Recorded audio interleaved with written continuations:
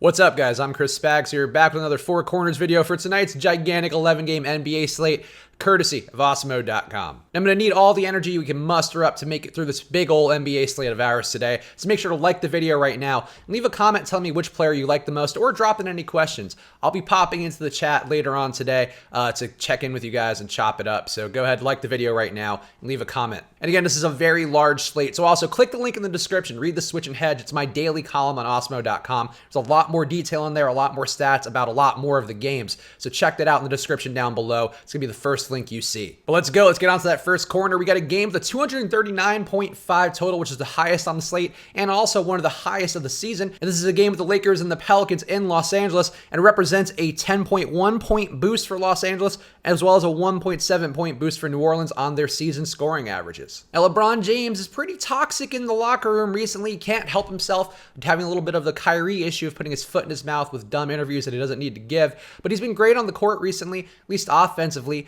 In his last couple games, he's had 64.75 points versus New Orleans, and again, they just played within the last week or so. He also had 63.5 fantasy points versus a pretty tough Memphis team who at least is playing down pace. So LeBron's been looking good. He does know he is the only hope for the Lakers to make the playoffs right now. So until the Lakers throw in that towel and realize that, hey, maybe they're not going to get there this year, maybe it's better to tank and try to get a better pick. So if you can make all the trades you want to make in the offseason, pick would probably help out in the lottery quite a bit more than being an 8th seed. But LeBron's going to try for at least for now. And in this spot with a gigantic total, you have to assume a lot of the action and possibly a good chunk of the scoring is going to come from LeBron's hands. Brandon Ingram has had 44.25 in 2 out of his last 3 games. And more importantly to me, he's had 16 shots in all 3. So I think we're seeing Brandon Ingram round into form. I like what I see in terms of an eye test. He's more involved. He's got some more time with the ball in his hands recently.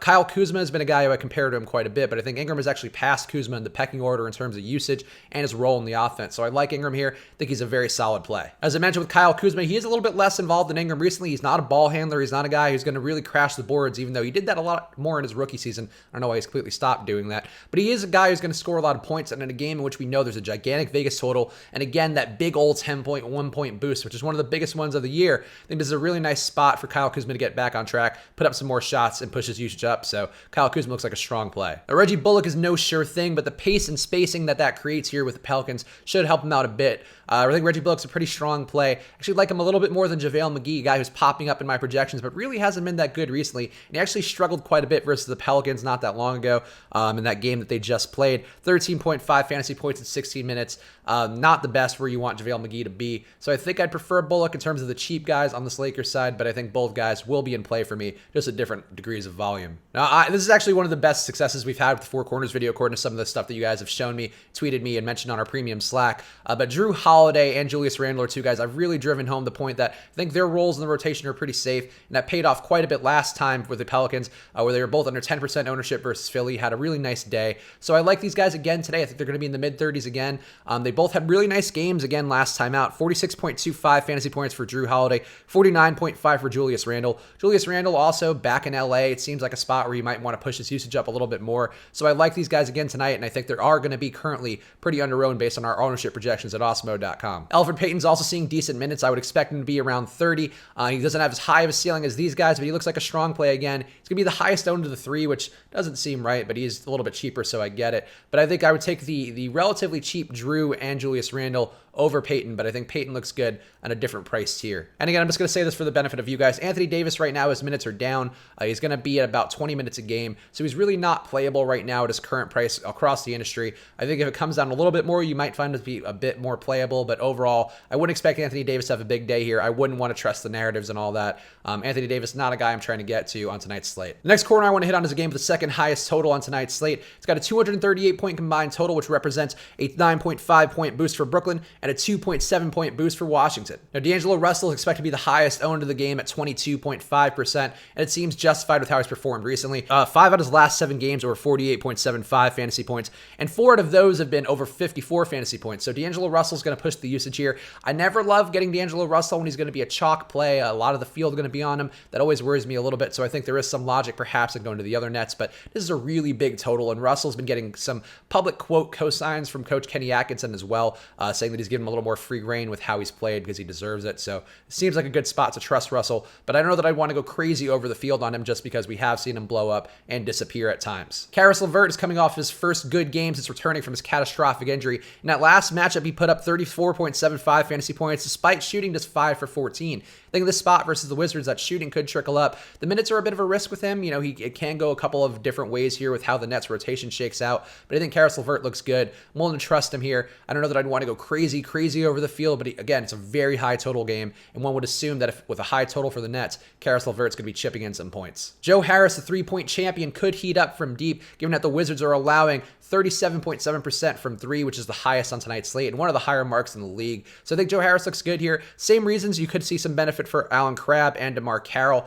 but overall, I think Joe Harris looks the strongest play out of that group, obviously. But those guys are not bad tournament flyers because, again, we're going to have a very high total here, and it could mean scoring from a variety of positions. Jarrett Allen's minutes have been tough to trust, especially because he's a guy who's not getting a ton of usage, so you really need to see him get close to about 30 minutes to have the value he needs. But I think one of him or Ed Davis has a good day today. It's a pretty good rebounding matchup for the Nets versus the Wizards, and overall, the Wizards have not improved much despite all the rotational changes on the inside. So one of these guys is going to have a good day. It's just going to be a matter of who heats up. I think having some exposure to both makes sense. Don't trust and go too heavy on either Jarrett Allen or Ed Davis. On the Wizards side, the first guy you have to talk about is Bradley Beal. His assist upside is cut into a little bit with Tomas Satoransky back in the lineup, but he's really been scoring the ball at a tremendous clip recently, shooting a ton. And also he's seen over 41 minutes in his last 4 games. So he's on the floor. The Wizards are playing to get back to the playoffs, even though their team has been pretty much adrift in the ocean for most of the year. But Bradley Beal looks good here, and he's a guy who, in a high total game, I think you want to have more of than less. Tomas Satoransky will go overlooked on today's slate. He doesn't project terribly well for me. He's pretty good, but overall, it's more of a gut instinct thing where I think his playmaking could be an asset here.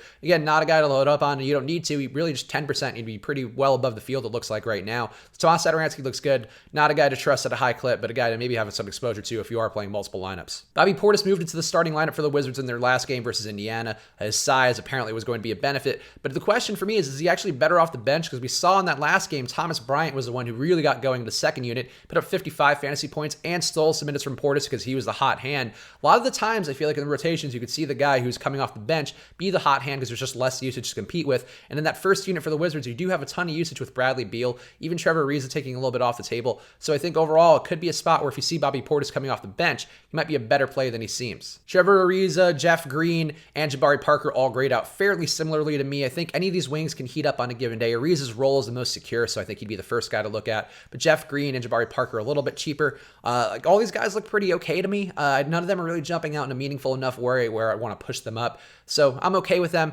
Not guys I consider necessities, but if we are attacking this game, and again, it's a really high total game, I think having some exposure to those guys does make sense. Now, the third corner I want to hit on is a game with the Wolves visiting the Hawks. This one has a 235.5 combined total. That represents a 7.6 point boost for Minnesota and a 4.8 point boost for Atlanta. Karl-Anthony Towns is a monster in his last game versus Sacramento, put up 72.75 fantasy points in that game, and that obviously benefited quite a bit from Jeff Teague being out. Just a little bit less usage, a little bit more time with the ball in his hands. If Teague is ruled out again, Towns looks like a really great play. If Teague is in, he looks like a pretty good play, but either way, it just 10% ownership is what we're currently projecting for him. I'd probably want to go around that, maybe a little bit above that, maybe substantially above that, honestly. I haven't constructed enough lineups yet to see how that looks, but overall, Towns looks like a really solid play, and one that could get even better if the currently questionable Jeff Teague does get ruled out. But Jeff Teague, if he does play, he looks pretty solid. He's obviously a revenge game for him, which whatever, but overall the matchup does make sense, and point guard's been doing really well playing at pace here versus the Hawks. So Jeff Teague looks good. If Jeff Teague is ruled out, Tyus Jones becomes a really strong play again. It was really nice having him the other day at under 20% ownership, and he had a just monster day.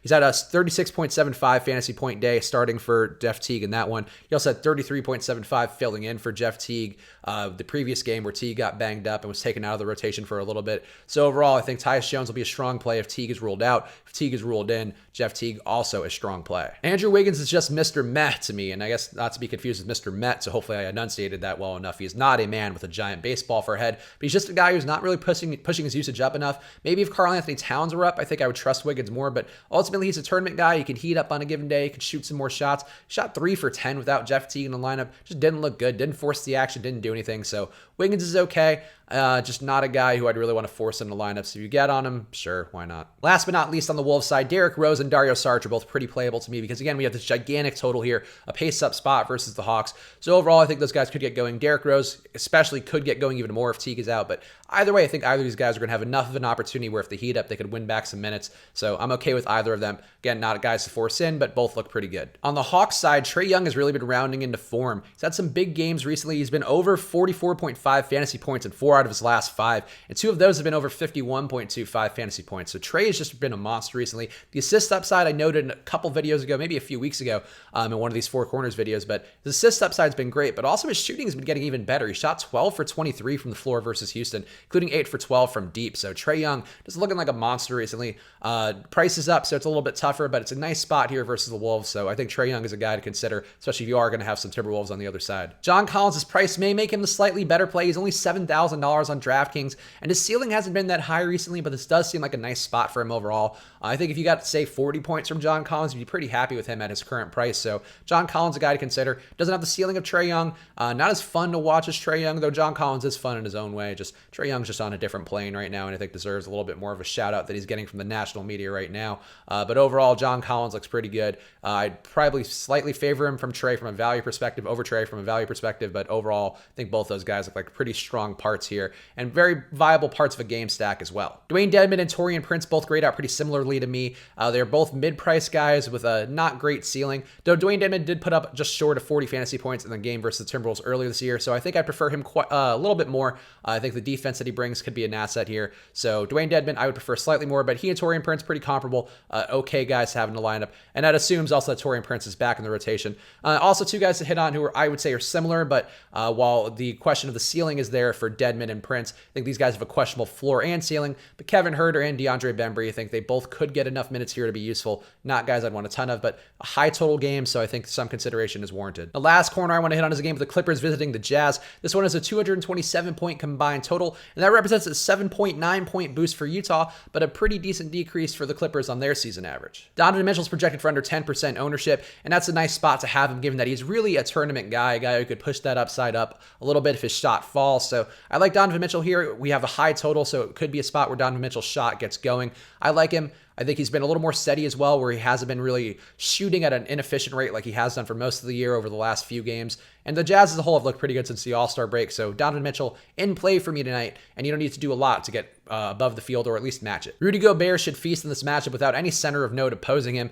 He doesn't have the ceiling of a lot of the other big play centers. A guy like Karl-Anthony Towns, you're not going to probably see him reach the same heights with Rudy Gobert. But overall, Gobert looks like a strong enough play, guy in consideration. I think he's going to have a pretty decent floor and a decent enough ceiling. And I think with where his price is in this matchup, I think he's a good guy to consider in some lineups tonight. Joe Ingles, Ricky Rubio, and Jay Crowder also look like solid mid-price guys to mix in, again, given this really nice total here. And they've looked really strong since the All-Star break as well. Joe Ingles has had 2 37.25 fantasy point games in the 2 games since the All-Star break. Jay Crowder's had 38 and 32.5. And Ricky Rubio's had 32.75 and 40 in his last 2, both since the All-Star break. So these guys are doing it. Ricky Rubio also in a pace-up spot, which I like for him quite a bit. I think this is a spot where you really could load up on a bunch of Jazz guys and hope for the best, as long as the Clippers don't get blown off the floor. Derek Favors right now looks like the most popular Jazz player at a 25% expected ownership, which does seem high, but again, a nice spot for him for the same reasons it's a nice spot for Rudy Gobert. Not a big of note on the other side.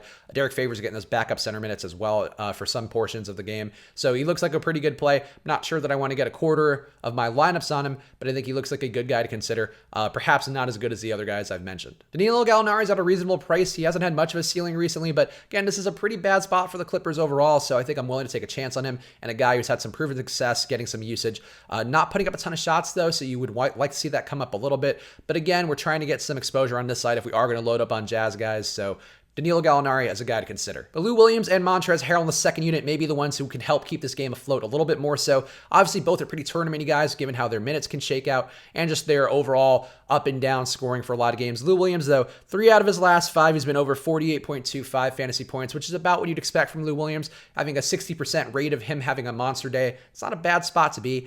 The Jazz matchup, not a great one, but Lou Williams' usage is there. He's also been assisting a bunch, so I think these would be the Clippers I'd prefer the most. Lou Williams in particular, I'd prefer prefer the most, but Montrezl Harrell can get it going in that second unit too. I think they're going to need to get it going to keep this close. So I have my eye on those guys, and I will probably play a mix of both of Lou Williams and Montrezl Harrell if I am playing some substantial amounts of Jazz. There we go. Those are my thoughts on today's big ol' NBA slate. But again, click that link in the description to switch and hedge. You'll see more. There's 11 games. There's a lot of stuff to talk about that you can't cover. Just 4 corners of content. So click that link right now. And while you're down there, hey, click the like button and leave a comment telling me who your favorite play is on tonight's slate. Drop in any questions as well. I'll pop in later today to talk to you guys, see what's going on in there. So like the video right now, leave a comment. It helps me out quite a bit here. This is a new video series, so help it get some more traction. Like the video right now and leave a comment. And of course, use the promo code Switch and Hedge. I'm going to drop in right here. Get 50% off your first month at Osmo.com. Get all the ownership projections and rankings from Osmo, who is the top player in the world for very good reason. So go ahead, use that promo code Switch and Hedge. You also get access to our premium Slack, which has